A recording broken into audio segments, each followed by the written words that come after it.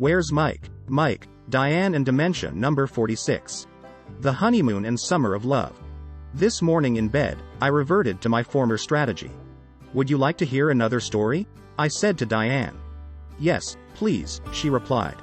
Okay, it seems that the young woman at Western University with beautiful legs, terrific blue eyes, and a lovely smile, Diane chuckles, and Mike fell madly in love.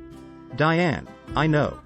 So, they had a small wedding in a chapel at Western University and a few friends were there. Mike's brother Patrick and his mom and dad and several football friends. And Diane's father was in Switzerland, and sadly, her mom had died earlier from cancer. Diane, I know. Even though she didn't smoke, but a few of Diane's girlfriends were there. So, Mike is waiting at the railing at the very front of the chapel with his brother, and Diane is in the washroom and wouldn't come out. Diane laughing. So, her friend, Anne, fetched her and said, if you don't come out, I will marry Mike because he is such a handsome man. Diane laughing. And reluctantly, Diane finally came into the chapel. Now, Mike's friend in high school was the son of the owners of the Delawana Inn, a fancy place on Georgian Bay in Honey Harbor. So that's where they stayed their first night. They got married on July 29th, so they had a full month to travel on their honeymoon. They headed west, stopping in Winnipeg to see Mike's crazy relatives on his mother's side. Diane, I know. The 1967 Pan American Games were taking place there, and Mike took Diane to watch a Canadian Doug Rogers win the gold medal in judo. They stopped at the Banff Springs Hotel, where another of Mike's high school friends was a bartender, and they drank for free all night by a gigantic fireplace. Then they drove all the way to Vancouver, and at each place where they stopped, they engaged in the canasta championship of that town or city. Diane, I won most. They stayed at the Blue Boy Hotel in Vancouver, and in the lounge, there was an African-American singer at a piano, who sounded like Nat King Cole, considered the greatest jazz singer of all time. Mike asked him to sing, Nature Boy, Diane, oh yes. Which he did, and the reason Mike asked was because of the lyrics. The greatest thing you'll ever learn is just to love and be loved in return. So, Mike and Diane drove south through Washington and Oregon, and it was 1967, and Topless A Go-Go had just started. And it was a craze in the US, and as Mike was driving, he saw a big sign advertising one of those places. So he jammed on the brakes and took Diane to see the entertainment. Diane, I remember.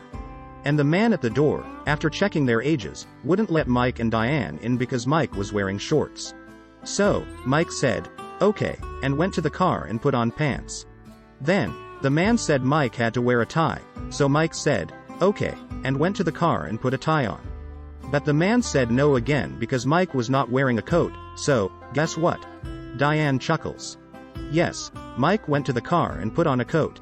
Mike was obviously eager to see the entertainment, but it was crummy, so they left. Now, let me tell you what happened in San Francisco. Diane, oh dear. One good thing and one bad thing. First, the bad thing. Diane, I know. Mike's car was parked on the street, and someone broke into it and took his camera and his dark blue wedding suit, which he had only worn once. That was the bad thing. Now the good thing. Mike and Diane went to visit the exquisite Symphony Hall, and when they were there in the afternoon, in came Arthur Fiedler, the famous conductor who was the maestro of the Boston Pops Orchestra for 50 seasons, and the best-selling classical conductor of all time. He was so stylish. Diane, yes.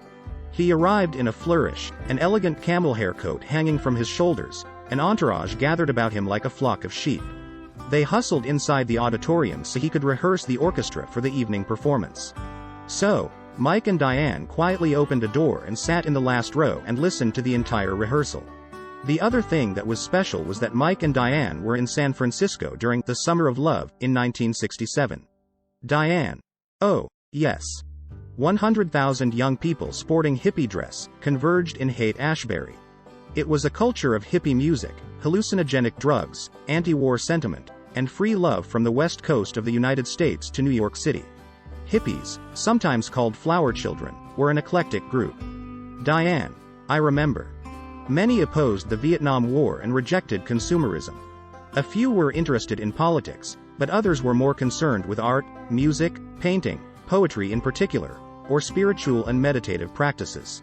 It was quite an experience, particularly during our first day, driving across the iconic Golden Gate Bridge while listening to Are You Going to San Francisco by Scott McKenzie.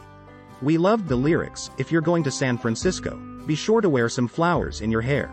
If you're going to San Francisco, you're gonna meet some gentle people there. We sang loudly across the entire bridge. Diane: yes.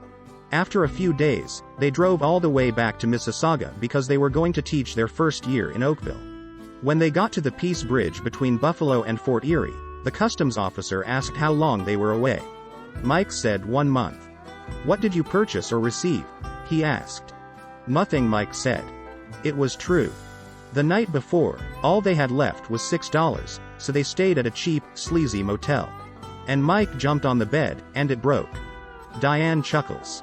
Tomorrow, I will tell you some more stories, I said. Will Mike be here? Diane asked. I hope so, I said. Are you coping with someone with dementia? Use the comment section with this video or others to describe your situation. Your sharing will help yourself and others. I welcome your thoughts and prayers. If you are engaged in similar struggles, I welcome your likes and suggestions. If you click the logo on the bottom right-hand corner of each screen, you will subscribe to Where's Mike? New videos will automatically be sent your way. And you will not have to search for this channel. If you are looking for some humor to help deal with the weighty problem of dementia, subscribe to my other channel, https://www.youtube.com/@theretirementcoachqd8cb. Thanks for watching.